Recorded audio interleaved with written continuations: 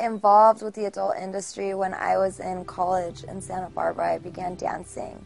And from that point forward, a couple producers came in and they said that I was beautiful and that I would be great in romance movies. So I went to LA the next day and I shot my very first scene. And I felt so loved that day because I was put in hair and makeup, I was told I was beautiful, I was going to be a star. And they sent my pictures over to an adult agency who I was with for about 2 years. And the rest is pretty much history, I guess you could say. How quickly did you go from that first time, kind of not knowing anything, into, I mean, you said how many years in the industry? 7 years. 7 years. And in that time, how many movies did you make? Hundreds. Hundreds. I did take a year break, but hundreds. I mean, when I was 18, I mean, they would dress me up like a teenager, like a little girl, and they made sometimes 2-3 scenes a day.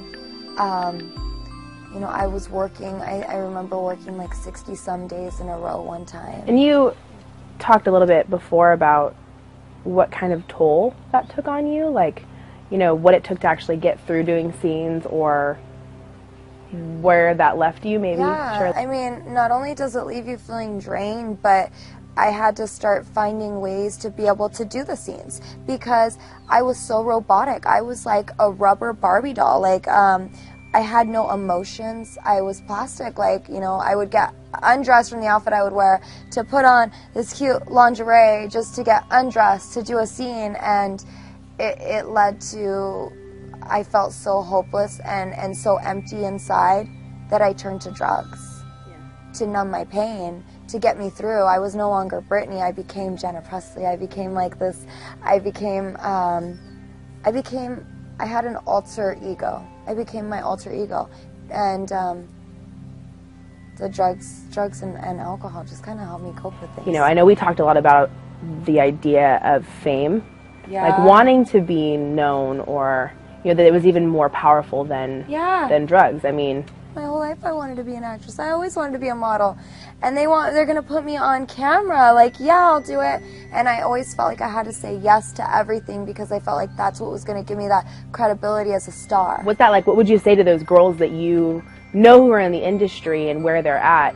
You know, what do you say to that girl that wants to be famous and thinks that porn is the way to do it? Wanting to be famous my whole life, I guess, just was resorted into wanting to be loved. And I guess I would just tell them that sharing that side of yourself and becoming so empty and feeling so helpless, like nobody, like there's just no hope. You dig such a hole where you're just in this pit of self-pity. It's not worth it. The feeling of not caring if you live or die, the feeling of, you know what, nobody loves me except for these fans who I'm actually really kind of like disgusted by because they see me in my most personal moments.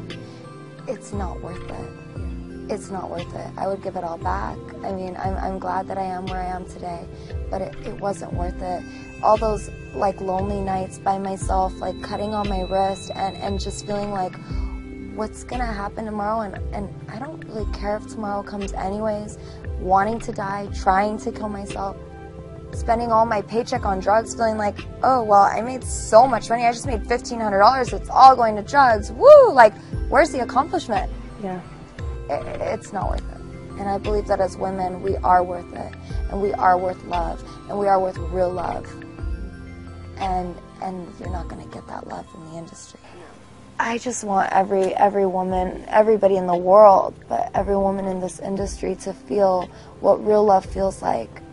Because if they're anything like me, we don't know what real love is, and we're searching for it. Just thinking about you there in the shows, and I mean, you were always so sweet. You're just generally a sweet person, but seeing how there's this demeanor of you now, there's a peace upon you, you know? It's amazing to watch. Thank you. Yeah. Literally, it's so exciting. To hear a story of life change like yours is one that is not very common I feel like there's going to be so many more souls in that industry that are going to be saved. I feel like you guys have been praying. I feel like Jesus is answering these prayers right now. Yeah, well, look at you, girl. Look at you. I mean, get out of here. Like, I mean, no, but you and I...